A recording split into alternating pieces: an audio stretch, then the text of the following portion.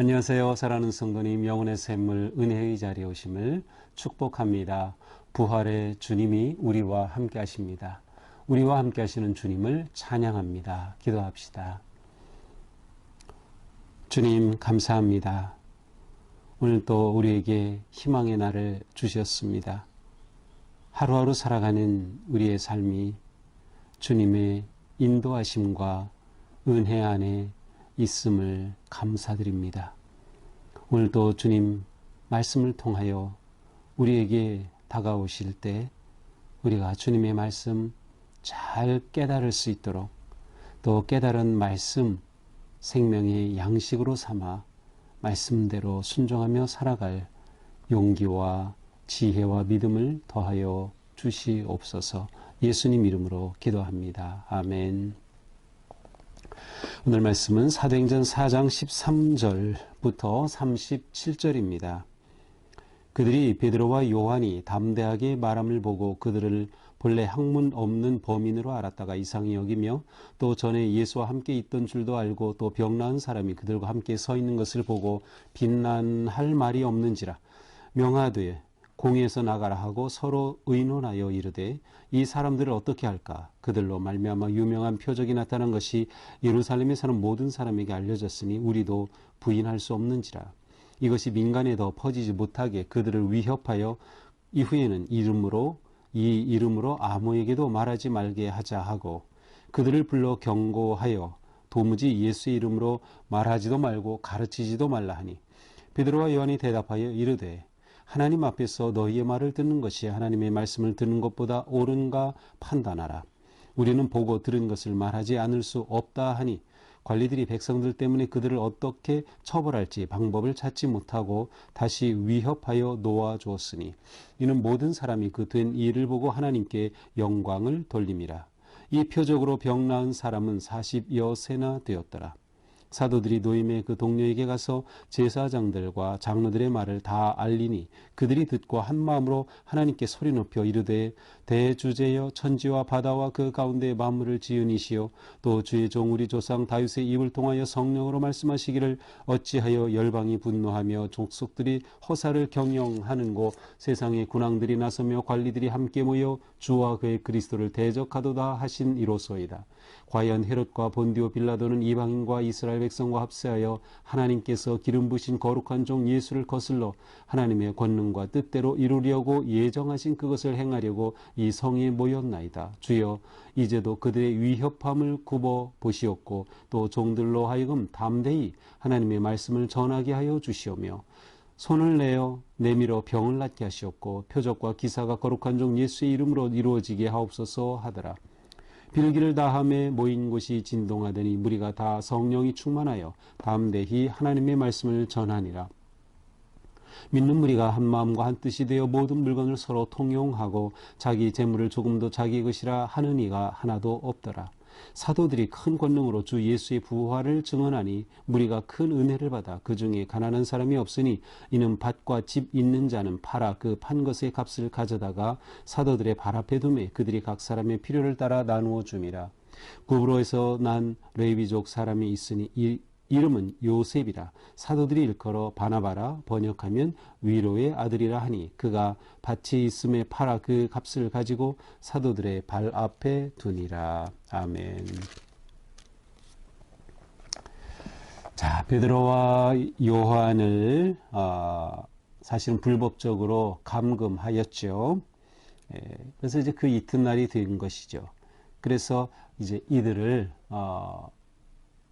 재판을 해야 하는데 베드로가 이들에게 하는 말이 참으로 놀라운 말이에요.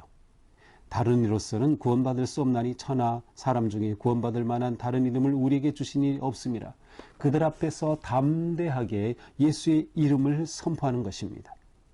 이렇게 되자 베드로와 요한이 말함을 보고 이 사람들 그저 그냥 평범한 갈릴리 촌동네 사람들인 줄 알았는데 이렇게 담대하게 또 조리 있게 논리적으로 이렇게 복음을 선포하는 것을 보고 깜짝 놀랍니다.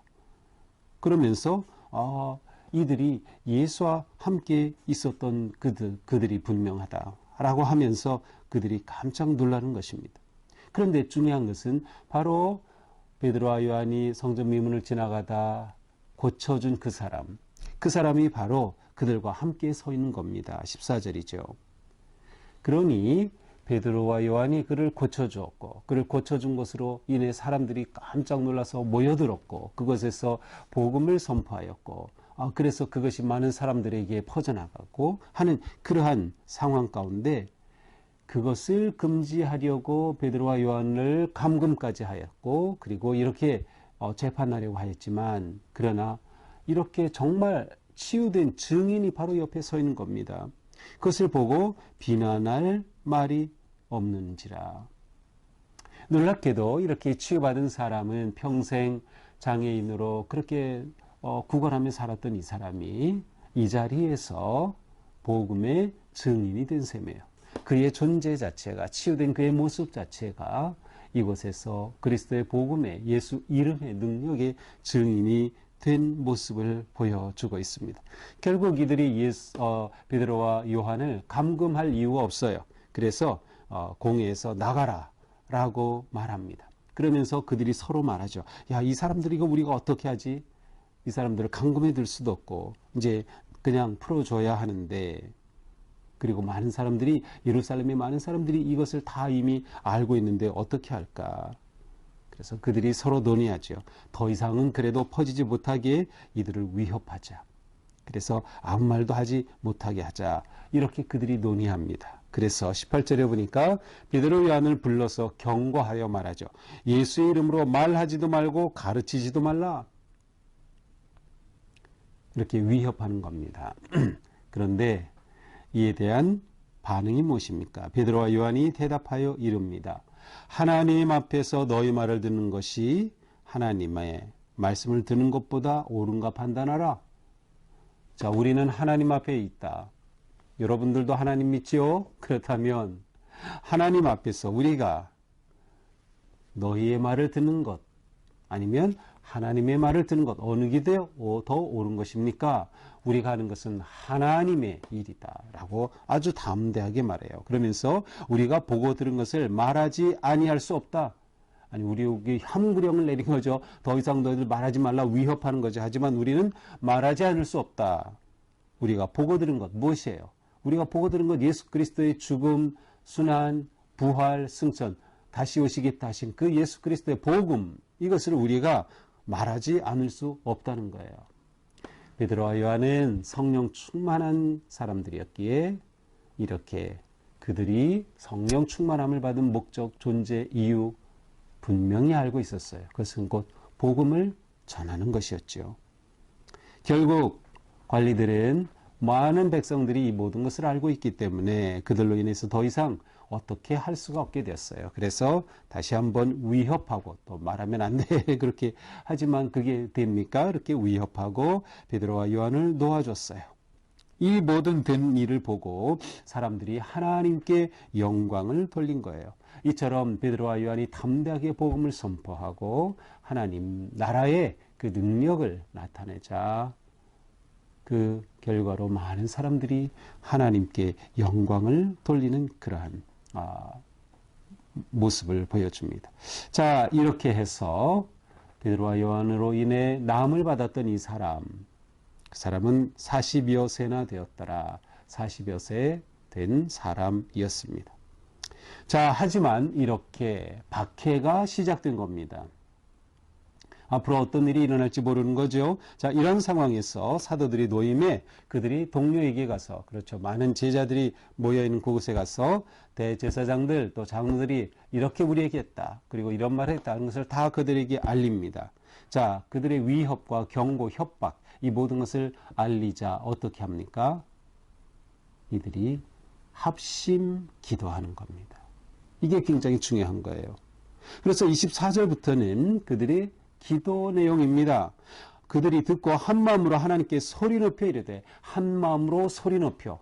합심 기도가 바로 이겁니다.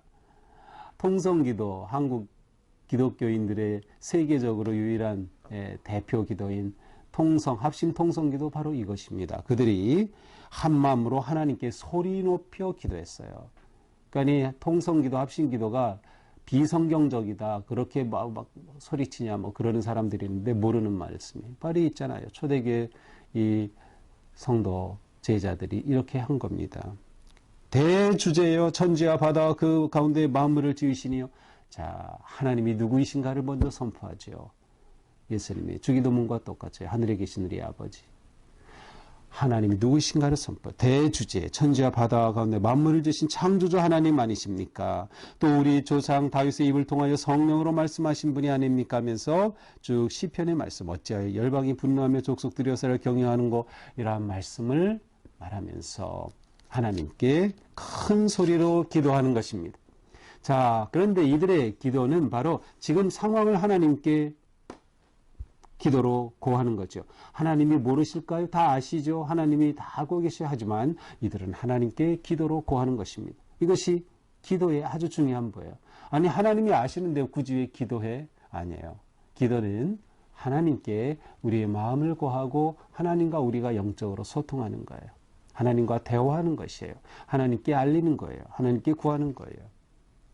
그러면서 이와 같이 그들이 지금 위협하고 있습니다. 29절 이제도 그들의 위협함을 굽어보셨고 그 상황을 하나님께 말씀드리는 거죠. 이 상황 속에 우리가 지금 위협받고 있습니다. 우리를 굽어 살펴보옵소서. 그리고 종들로 하여금 담대히 하나님의 말씀을 전하게 하여 주시오며 손을 내밀어 병을 낫게 하시고 표적과 기사가 거룩한 종 예수 이름으로 이루어지게 하옵소서. 자, 이것이 그들의 기도의 핵심이었어요. 창조자 하나님, 하나님이 어떤 분이신지 고백한 후에 우리의 이 위협을 굽어 살펴 주옵소서. 왜? 단지 우리가 편하자고 어려움을 면하자고? 아니에요. 그 목적이 뭡니까? 담대히 하나님의 말씀을 전하게. 이것이 그 기도의 핵심이에요. 담대히 하나님의 말씀을 전하게. 그래서 이렇게 하나님의 말씀을 전할 때 어떤 일이 있기를 구합니까? 병을 낫게 하시고 표적과 기사가 거룩한 종 예수 이름으로 이루어지게 하옵소서. 이 기도는 바로 초대교회 제자들의 성도들의 생각과 믿음이 무엇인가를 그대로 보여줍니다. 기도 제목이 그 사람의 믿음을 보여줍니다. 여러분이 기도하는 그 내용을 다 적어서 저에게 보여주신다면 저는 그것을 보면 여러분이 어떤 믿음을 가지고 있다는 것을 금방 알 수 있을 겁니다. 우리의 기도가 우리의 믿음이에요. 우리의 기도가 어떤 기도이냐가 매우 중요한 거죠. 제자들은 이와 같은 기도를 했어요. 하나님이 주신 사명을 이루어지도록 복음이 전파되도록 하나님의 말씀이 선포되도록 그 복음의 능력이 나타나서 치유가 일어나고 기적이 일어나고 표적이 일어날 것을 예수 그리스도의 이름의 능력이 나타나 성취될 것을 기도했어요. 우리도 이러한 기도를 해야죠. 하나님의 뜻을 구하는 것입니다. 먼저 하나님의 나라와 의를 구하면 이 모든 것을 너에게 더하시리라. 우리는 이러한 믿음으로 기도하는 거죠. 자, 이렇게 기도를 다 하니 모인 곳이 진동하더니 무리가 다 성령 충만하여 담대히 하나님의 말씀을 전하니라. 자, 이렇게 기도할 때 또 성령 충만의 역사가 일어났어요. 무리가 다 성령이 충만하여. 자, 우리는 성령 강림절에 성령 충만 한 번의 사건으로 기억하기 쉬운데 그렇지 않아요? 성령 충만은 한 번 유일회적 사건이 아니에요. 물론 그날의 그 사건은 첫 번 성령 강림의 유일회적 사건이라고 할 수 있지만 성령 강림은 성령 충만은 그날로 끝난 것이 아니라 계속되는 겁니다. 오늘도 계속되는 거예요. 이것이 계속되지 않으면 성령 충만의 삶을 살아낼 수가 없어요. 그런데 여기서 중요한 게 뭡니까? 성령 충만인 기도를 통하여서 계속 우리 가운데 임한다. 그러니까 우리가 기도하는 것이 얼마나 중요한지 모릅니다. 우리의 기도를 통하여 성령의 충만함, 빌기를 다함에 성령이 충만하여. 이것을 잘 봐야 합니다. 기도가 성령 충만의 길이다. 자, 32절부터는 이렇게 성령 충만한 성도들의 삶의 모습을 보여줍니다. 이것이 굉장히 중요합니다. 단지 모여서 기도하고 예배하는 것으로 끝난 것이 아니라 그들의 삶이 달랐어요. 믿는 무리가 한 마음과 한 뜻이 되어 물건을 통용하고 재물을 자기 것이라 하는 자가 없었다. 자, 그들의 삶에 나타난 그 가장 대표적인 모습을 여기서 말하고 있어요. 자, 그들은 첫째, 말씀을 증언한 것, 하나님의 말씀을 증언하는 것이었어요. 그래서 담대히 하나님의 말씀을 전하니라. 또 33절에서도 예수의 부활을 증언하니 그 무리가 큰 은혜를 받았다. 자, 말씀을 증언하는 것, 예수 그리스도의 복음 중심의 삶을 사는 거죠. 자, 복음 중심의 삶이 구체적으로 무엇이었어요? 오늘 본문에서는 그들이 재물을 다 나누게 되는 것입니다. 은혜를 받게 될 때 34절 가난한 자가 얻게 되었어요. 왜? 많이 가진 자가 그것을 다 섬기고 드려서 가난한 자들과 나누었기 때문이죠. 이는 밭과 집이 있는 자는 팔아 그 판 것의 값을 가져다가 사도들의 발 앞에 두니, 그들이 팔아서 사도들에게 두니까 사도들이 사람들의 필요를 따라 나눠줬어요. 자, 이게 굉장히 중요합니다. 필요를 따라. 우리의 삶은 세상의 필요를 따라 사는 겁니다. 먼저 중요한 건 뭐였죠? 복음을 증언하는 것. 그리고 우리는 증언한 복음의 삶을 사는 겁니다. 특별히 이 시대에 아주 가난하고 빈곤한 자들이 너무나도 많았어요. 그러니까 믿는 자들 가운데 예수님을 다 같이 큰 은혜를 받고 복음을 믿지만 그 가운데 가난한 자가 있음을 보고 그들에게 필요가 무엇인가를 본 거죠. 그래서 그 필요를 따라서 나누어 주는 것이에요. 이것이 교회의 사역입니다. 필요를 따라 필요 중심의 전도를 하고요. 필요 중심의 봉사, 필요 중심의 섬김, 필요 중심의 나눔. 모든 것이 포함이 돼요. 영적 필요를 위해서 교회에서 계속 그런 말씀을 가르치고 공부하고 설교하고 영적인 필요를 채워줘야죠.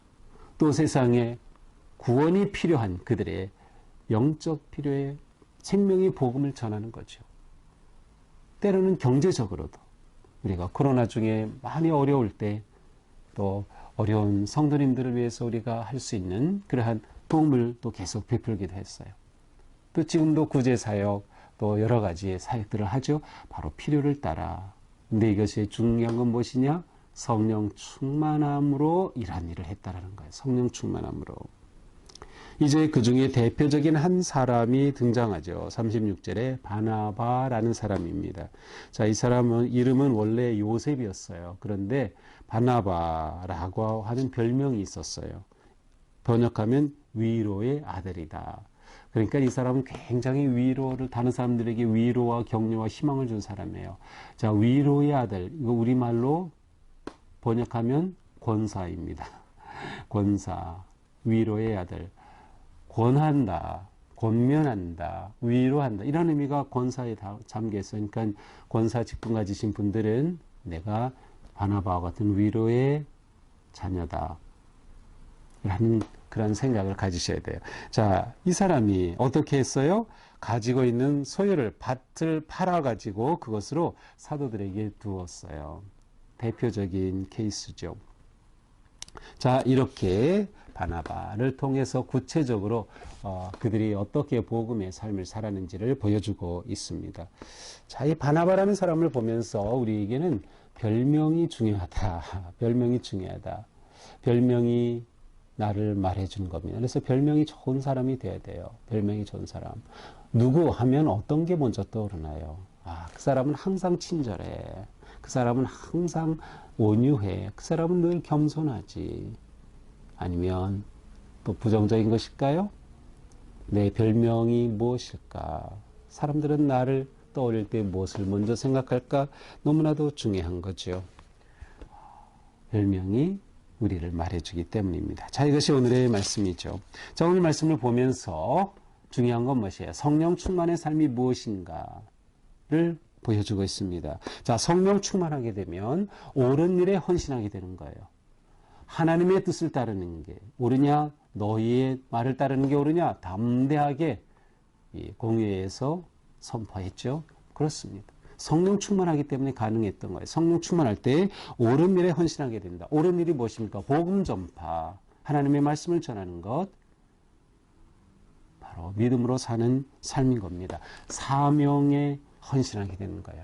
그러니까 우리의 사명의 헌신은 성령 충만으로 이루어지는 것이죠. 부활의 증인이 되는 것입니다. 또한 우리가 성령 충만한 삶을 산다는 것은 기도의 열정이 있는 것이에요. 기도와 성령 충만은 떼어놓을 수가 없어요. 그러니까 우리가 기도의 삶에 힘을 다해야 하는 거죠. 그들은 기도함으로 성령 충만하여 박해에 맞섰고 핍박에 맞섰고 그리고 하나님께 구하며 나아갈 수 있었어요. 그들이 한 마음으로 기도했다. 그것은 함께 모여 있었음을 말해요. 함께 예배했음을 의미해요. 우리는 예배 가운데 기도와 찬양으로 하나님 앞에 나아가죠. 바로 성령 충만의 삶입니다. 성령 충만한 삶은 필요 중심적 삶을 산다. 내가 누군가에게 유익한 인생이 되는 겁니다. 영적으로, 정서적으로, 물질적으로 모든 면에서 유익한 인생을 사는 것. 이것을 통틀어 우리는 부활을 산다. 부활의 삶을 산다. 라고 말할 수 있을 겁니다. 오늘 하루 우리의 삶이 부활하신 주님 의지하며 따르며 부활의 삶을 거룩하게 승리하는 그런 복된 삶 되기를 축복합니다. 기도합시다. 주님 감사합니다. 오늘도 우리에게 처음 교회 그 모습을 통하여서 정말 우리가 어떻게 살아야 할지, 어떻게 신앙생활을 해야 할지를 보여주시니 감사합니다. 오늘 하루 사는 동안 우리가 부활의 증인이 되게 하시고 부활을 살아가게 하시고 성령 충만한 삶이 되게 하여 주시옵소서. 예수님 이름으로 기도합니다. 아멘. 네, 오늘도 주님의 은혜 안에서 성령 충만한 삶 되기를 축복합니다. 사랑합니다.